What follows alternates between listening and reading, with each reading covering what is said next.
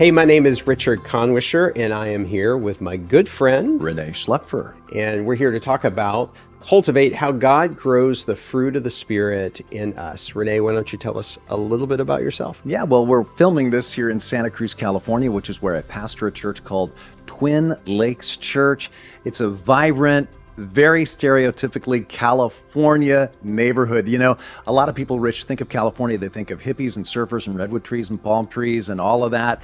None of that is true of most of California. It's 110% true of Santa Cruz, classic California beach town, and I love it. It is a great place to be in ministry. So Rene is one of my favorite hippies in all of history. Excited to share with you, and so welcome to Cultivate. This episode, we're talking about the third of the fruit of the Spirit. We got love, we got joy, and we've got peace. Peace. Tell me a time in your life when you either did or did not have peace. You know, I'll tell you a time in my life where I really learned about peace at a whole new level. You know, I had thought that to be a peacemaker, to be a person of peace, I kind of minimized it. I thought, oh, it means to not intentionally create conflict or to be calm in the way you led your life. But when I realized that it was a fruit of the Spirit, an aspect of the fruit of the Spirit that's only possible supernaturally, when I realized what it truly means to have peace as a fruit of the Spirit was when we were in Uganda visiting some of my wife's relatives who live there, who are ministers there. And we were in Entebbe, and we went to have pizza. And this pizza... A classic Ugandan classic cuisine. Ugandan food. Exactly. So here, check this out. This was a wood-fired pizza restaurant that was right on the beach of the lake there. This place is owned by a Rwandan woman who's married to a Dutch diplomat. So I thought, this is classic, right? 21st century world. We're going to an Italian restaurant run by a Rwandan woman who's married to a Dutch man living in Uganda, and we're Americans. So it was like the UN was having dinner there. But I was chatting with her, and her name was Goretti, the woman who owns the restaurant. And she said, I consider myself not a pizza maker, but a peacemaker. And I kind of laughed, and Laurie's cousin Steve said, no, Goretti, tell him your story. So she was in Uganda, and I wrote down some notes here so I would get it right. They were living in Europe when the horrific genocide began in Rwanda years ago. Members of one tribe killing off members of another tribe. She returned home to Rwanda to find that 63 members of her family had been killed. And so I asked Goretti, how in the world could you go on after this tragedy? And she told me this: you must forgive or your life is over. You must forgive or your life is over. Now, that's not to say she didn't want the leaders of the genocide to face justice, of course, but she had seen hatred and tribalism just inflame everyone's passion. And she watched as that hatred spread like a virus that made everybody violent, because hatred is contagious. Ever notice that? So that's when she told me, that's what I mean when I see my role in the world now as not just a pizza maker, but a peacemaker. She said, because maybe that's contagious too. And that's when I thought, I want to be like Goretti. Because in our world right now, hatred, tribalism are just being stoked by so many people, even here in our country. Yeah. And what happened in Rwanda, if it happened there, that it's not impossible for that to happen anywhere. So that's when I realized that being a person of peace doesn't just mean to feel at peace. It means living counter-culturally as a peacemaker. And that doesn't mean being a doormat. It doesn't mean overlooking wrongs. It doesn't mean being weak. But it means you are radiating the peace of Christ as an agent of reconciliation. Mm-hmm. So what would it mean to be a peacemaker between Democrats and Republicans? What would it mean to be a peacemaker between Northern California and Southern California? What would it mean to be a peacemaker between cat owners and dog owners. Do you want to confess something that you're, a cat guy or anything like that? Well, we do have a cat. We don't have a dog. Yeah. And although I started as a very reluctant cat owner, I'll admit I'd become fascinated by those little beasts. They are just remarkable animals, and they take care of themselves. They clean themselves. They can get their own food. They take care of all their, essential needs in a very tidy way. I think the adjective you're looking for is demonic. Yeah, if we all died, the cat would be fine, is what I'm trying to say. So that's my idea of a pet. But, well, honestly, what I think it means in this era, Rich, it can start as simply as this: refuse to pour fuel on the fire. Mm-hmm. Refuse to pour fuel on the fire. I think that we're in an era where people love to be fuel pourers. You see a fire and people rush to comment on it. And they're not, the Bible tells us to be lovers of peace. And I don't think a lot of people are lovers of peace. They're lovers of the fight. Yeah. Go to almost any post online and look at the comments section. No matter what the original post was, it could be benign. Mm-hmm. And it seems like it almost instantly erupts into some crazy argument. In fact, I had to print this out on our next door neighbors. You have next door neighbors in Atlanta as well, right? Next door. So on our blog site on our street, somebody posted this. Hey neighbors, just to let you know, I saw a coyote on the street this morning, so be careful with your pets. How innocuous can a post be, right? Instantly devolves into a slugfest. What? The next person commented that I'm not making this up. I am offended at your implication that coyotes are bad. They have as much right to be here as your cat does. Next person. Well, I am offended at the phrase you just used, your cat, implying we own animals. Animals are not our slaves. Oh my gosh. Next person. I think all coyotes should be shot. Next person. Coyotes are people too. Next person. Shut up, you animal rights freak. Welcome to nextdoorneighbors.com. Wow. So we're just living in an era where, and I'm sure some of those comments were people just enjoying the fight and seeing if they could, push some more buttons. And it is amusing. Yeah. And I think they were amused. But I love what the Bible says, Proverbs 23, avoiding a fight is a mark of honor. Only fools insist on quarreling. And in Proverbs 19:11, a person's wisdom makes him slow to anger. It is his glory to overlook an offense. It's your glory to overlook an offense. I mean, in this culture, how relevant is that, right? Do you highlight, do you preserve in your memory all the ways that people offend you? According to Scripture, that's not glorious. Yeah.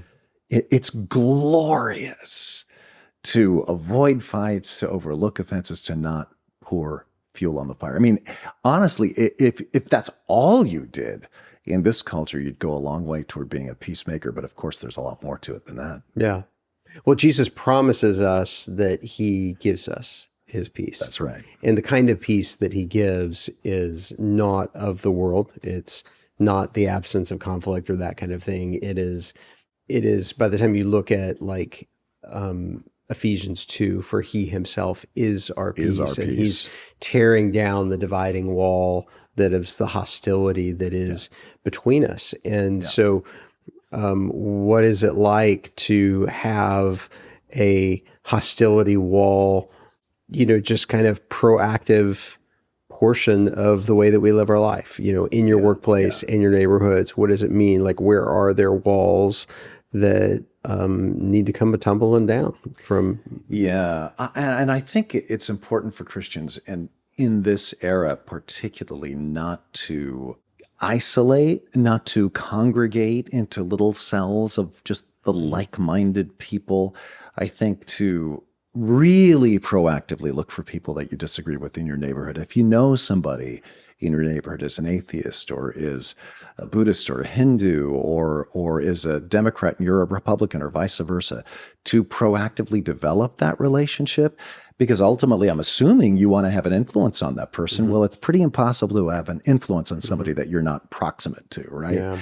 And it's pretty impossible to even understand somebody that you're not proximate to, because you'll only believe the most hateful things about their kind.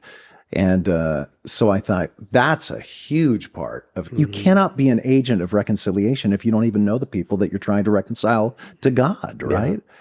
Yeah, there is no reconciliation to an issue or something like that. It's reconciliation isn't a 100% a relational term and frame. You and I have both had the privilege of taking lots of people to Israel, and I just don't think that there's anything more disarming that their greeting in Israel is shalom. Yeah. I mean, they put peace front and center in terms of God's people has throughout the centuries of the way that they, honor someone is by offering the peace of God. That's just even a beautiful word to say. I have my congregation say that together sometimes. Shalom. It makes you even feel peaceful when you say it, doesn't it? Yeah. Shalom. Yeah. I think that can happen both intra-church and outside of the church, being a peacemaker. I came out of church one Sunday morning after our third service, and every single car in the parking lot had been leafleted by somebody who objected to our church's stance on biblical marriage and sexuality.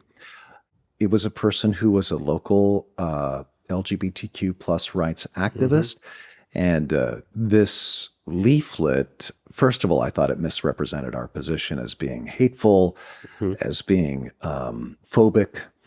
And secondly, I thought it was inappropriate to leaflet everybody's cars in a parking lot when this person hadn't even talked to me or any representative of the church about it yet. So was I upset at first? Of course I was. But then I thought, I'm going to practice what I sometimes preach and really try to reach out, get past those walls of division, try to be a peacemaker.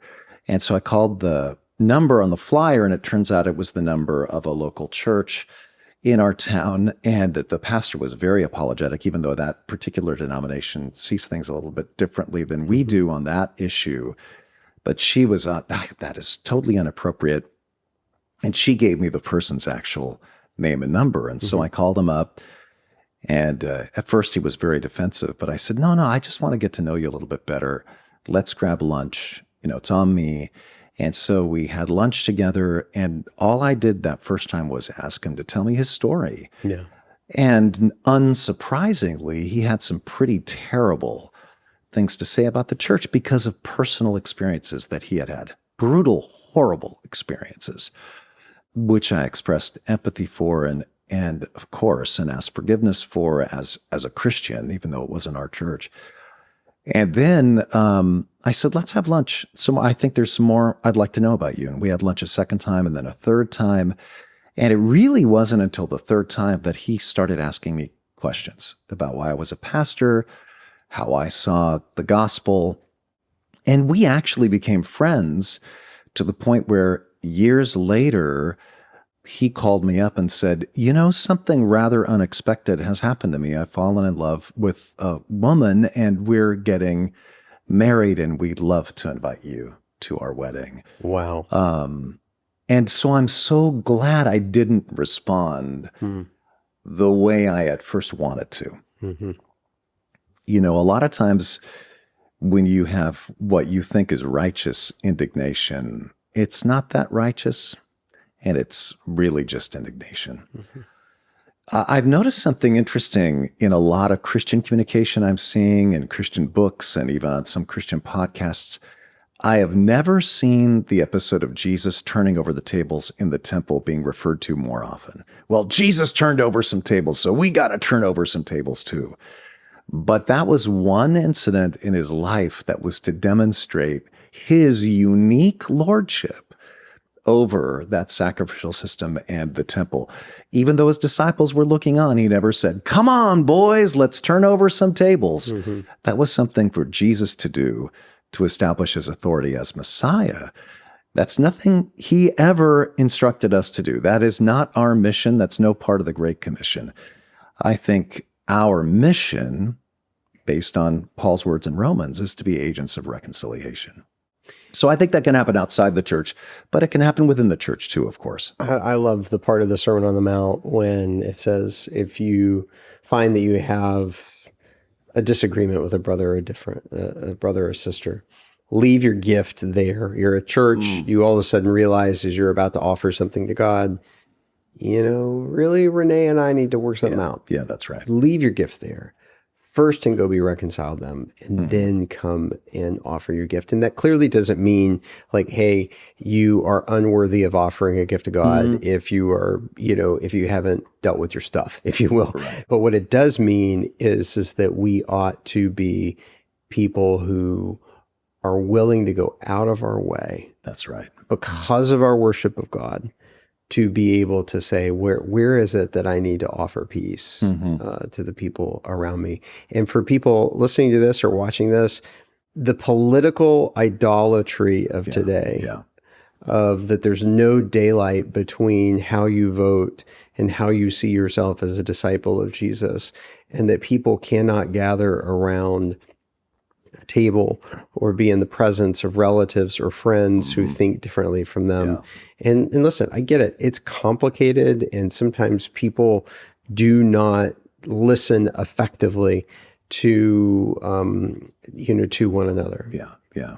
And we ought to be that non-anxious presence of Christ in the midst of these I love kinds that of phrase, non-anxious you know where I presence. got that from is James Davison Hunter wrote a book called To Change the World. And it's absolutely brilliant. And he goes through, he's at the University of Virginia, and he goes through all of these different means of transformation that Christians have tried to do that don't work. And then when he gets to that last section, he says, where transformation really has happened is, and I think this is a good definition for being agents of peace, peacemakers, is he said that Christians ought to be that non-anxious presence of Christ in the world. I think it's Michael Green that says that Christians, particularly Christian leaders, tend to think of themselves in one of two ways primarily: as defenders of orthodoxy or as missionaries. Now, at some level, we do need both defenders of orthodoxy, theologians, and missionaries. But if the primary way you think of yourself is as the defender who's holding up the walls of orthodoxy, whether it's moral orthodoxy, theological orthodoxy, you are going to try to have as much distance as possible between you and the heretics. If you see yourself primarily as a missionary, you're going to try to minimize the difference as much as possible, not between you and them theologically, but literally In terms the of proximity. distance. Yeah. I think that goes a long way toward what we're talking about, being agents of reconciliation. Do I have time for one more story? Go for it. When I first came to Twin Lakes Church, the congregation was very elderly and lovely, but found change at times to be difficult. And I have no idea what you're talking about. I still have 2 huge file folders stuffed with letters that I got during the first year or so of my pastorate here at Twin Lakes Church, just filled with just invective. And one particular letter writer sent me things like, I'll never forget one of her letters. It said, "We have suffered for 3 years." The senior pastor had retired 3 years before, and they'd had a lot of trouble in the 3-year interim. "We have suffered for 3 years with inadequate leadership. But since your arrival, Rene, it appears the Lord wants us to suffer for a little while longer." Just trying to come up with ways to insult me creatively. Goodness. So at first it upset me, but then I was thinking, peacemaker, peacemaker, peacemaker. And it's funny because I remembered this. There's a guy named George Washington Goethals. He was the guy who built the Panama Canal. And it was being criticized as Goethals' folly. And his aide asked him, "Aren't you going to respond to all these editorials?" And his famous response was, My reply will be the finished canal. Mm-hmm. And so I kept thinking that about all these letters. I thought, okay, my reply will be the finished canal. If God blesses and the church ends up becoming healthy again and growing and reaching the lost and serving our community, that's going to be my reply. Any other reply is it going is to its be own irrelevant. apologetic, right? And so by the grace of God, because I've made a lot of mistakes, probably every mistake you can make, the church has grown and God has blessed it. And years later, I saw that same woman, and she was getting ready to go with our high school group on a mission trip to Mexico. And she was going along as the camp cook, and they were loading up all the vans, and I was there to pray for them as they left. And she saw me, and she came running up to me. And I thought, oh boy, here we go again. And she said, I hated you. I hated you. And I didn't say, I know. Mm-hmm. And she said, and for the life of me, I can't remember why. Wow. But she said, then my kids started to come. Mm-hmm. And now my grandkids are saved. And they're even going as missionaries for a week to Mexico. And she said, I'm so glad that you're here. Well, I'm so glad I had that conversation with her, but I would have short-circuited any opportunity for that redemptive encounter if I'd responded to her the way I wanted to originally. Mm-hmm. There's a great line in James that peacemakers sow seeds of peace. Mm-hmm. It's not just that you're going to see reconciliation and relationship immediately, but are you even sowing seeds of peace that might one day sprout up into reconciliation and redemption? That's how to be a peacemaker. That's a great word. Rene, thank you so much.